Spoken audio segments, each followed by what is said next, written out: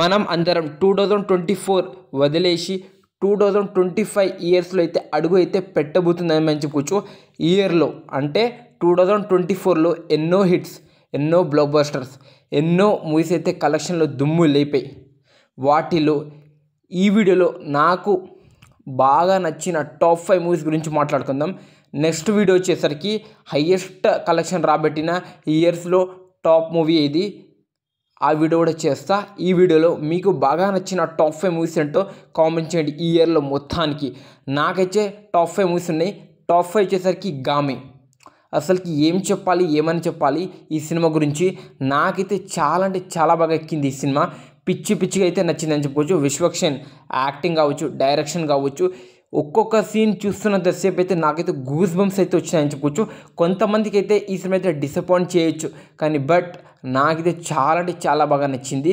ఆ విజువల్స్, ఆ విఎఫ్ఎక్స్ కావచ్చు, మామూలు లేదు. బ్యాక్గ్రౌండ్ మ్యూజిక్ అయితే పిచ్చకి పోయిందని చెప్పుకోవచ్చు.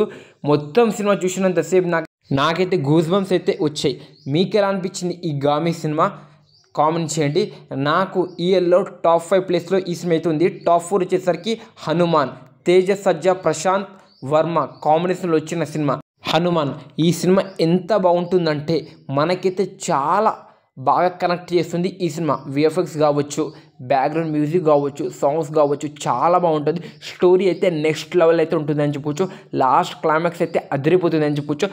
ప్రశాంత్ వర్మ గారు ఈ సినిమాని డైరెక్ట్ చేసినట్టే నమ్మలేకపోతాం మనం. ఆ విధంగా అయితే తన సినిమా అయితే తీసినని చెప్పుకోవచ్చు. నాకైతే ఈ సినిమా చాలా బాగా నచ్చింది అని చెప్పుకోవచ్చు. సంక్రాంతికి నాకు బెస్ట్ సినిమా అయితే ఇది. నాకు టాప్ 4 ప్లేస్లో ఇది ఉంది. టాప్ 3 వచ్చేసరికి దేవరా.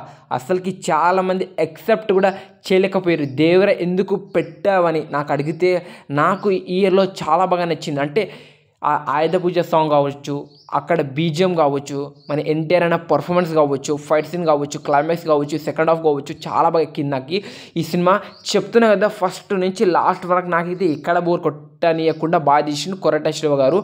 అందుకోసం ఈ సినిమాని అయితే టాప్ 3 ప్లేస్లో అయితే పెట్టిన. నాకైతే చాలా బాగా కనెక్ట్ చేసింది ఫ్రెండ్స్. నాకు ఈ ఇయర్లో మన జూనియర్ ఎన్టీఆర్ అన్న పర్ఫార్మెన్స్ ఆఫ్టర్ 6 ఇయర్ నుంచి ఈ సినిమాలో అయితే నాకైతే కనిపించింది అని చెప్పుకోవచ్చు. అందుకోసం ఈ సినిమా నాకైతే బాగా కనెక్ట్ అయింది. అసలుకి కొన్ని ఆ విఎఫ్ఎక్స్ కావచ్చు, కొన్ని సీన్స్ చూస్తుంటే మత్తిపోతుంది భయ, ఆ విధంగా అయితే ఉంటుందని చెప్పుకోవచ్చు. కొరటాల శివ డైరెక్షన్ ప్లస్ మన జూనియర్ ఎన్టీఆర్ అన్న యాక్టింగ్ మామూలు లేదు, ఇరగదీసిన అని చెప్పుకోవచ్చు. విఎఫ్ఎక్స్ కూడా నాకు చాలా బాగా నచ్చింది. బ్యాక్గ్రౌండ్ మ్యూజిక్, సాంగ్స్ అయితే అదిరిపోతాయి అని చెప్పుకోవచ్చు ఈ సినిమాలో. అందుకోసం ఈ ఇయర్లో నాకైతే టాప్ 3 ప్లేస్లో అయితే ఈ సినిమా అయితే ఉంది. మీకు కామెంట్ చేయండి. ఇంకా టాప్ 2 వచ్చేసరికి కల్కి 2800 AD, ప్రభాస్ అన్న, ఇంకా మన నాగ్ అశ్విన్, ఇంకా అమితాబ్ బచ్చన్ కాంబినేషన్లో వచ్చిన సినిమా మన కల్కి. ఈ సినిమా ఎంత బాగుంటుందంటే మహాభారతం పురాణలోని లింక్ చేసి మన నాగేశ్వన్ గారు అయితే తీయడం అయితే జరిగిందని చెప్పుకోవచ్చు. చాలా బాగుంటుంది ఈ సినిమా. లాస్ట్ క్లైమాక్స్ అయితే కర్ణుడు రిఫ్రెష్, ఇంకా మన అర్జునుడు కావచ్చు, వీళ్ళైతే వస్తారు. అశ్వత్థామ అదిరిపోతుంది అని చెప్పుకోవచ్చు. ఫస్ట్ నుంచి లాస్ట్ వరకు అయితే మామూలు లేదు. ఇంటర్వల్కి అయితే అమితాబ్ బచ్చన్, అశ్వత్థామ, ఇంకా భైరవ కొట్టుకోవడం చూస్తుంటే మత్తిపోతుంది. ఆ విధంగా అయితే ఈ సినిమా అయితే ఉంటుందని చెప్పుకోవచ్చు. ఈ ఇయర్లో నాకైతే టాప్ 2 ప్లేస్లో అయితే ఈ సినిమా ఉందని చెప్పుకోవచ్చు. ప్రభాస్ అన్న పర్ఫార్మెన్స్ అయితే అదిరిపోతే, లాస్ట్ క్లైమాక్స్ అయితే పిచ్చెక్కిపోతుంది అని చెప్పుకోవచ్చు.